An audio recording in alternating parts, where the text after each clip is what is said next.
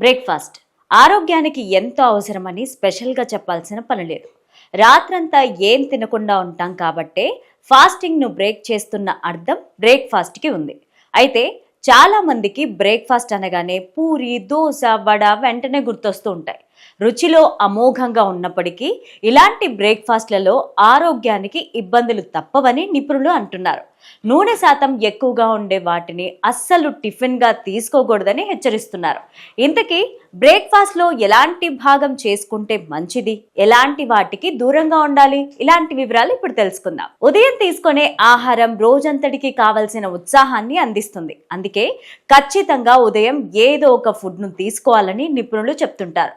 ఉదయం బ్రేక్ఫాస్ట్ లో కొన్ని రకాల ఆహారాలను భాగం చేసుకోవాలని హార్వర్డ్ కు చెందిన పోషకాహార నిపుణులు డేవిడ్ లుడ్విగ్ చెప్పారు. అయితే ముఖ్యంగా బ్రేక్ఫాస్ట్ లో ఫైబర్ కంటెంట్ ఉండేలాగా చూసుకోవాలని నిపుణులు చెప్తున్నారు. ఇందుకోసం రాగులు, జొన్నలు, సజ్జలతో చేసిన బ్రేక్ఫాస్ట్ ను తీసుకుంటే మంచిది.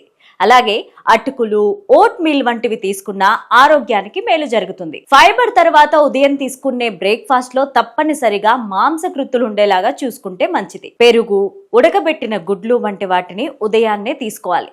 వీటిలో మాంసకృత్తులతో పాటు విటమిన్లు, మినరల్స్ లభిస్తాయి. ఉప్పు, నూనె తక్కువగా ఉండే ఫుడ్ నే ఉదయం అల్పాహారంగా తీసుకోవడానికి ప్రయత్నించాలి.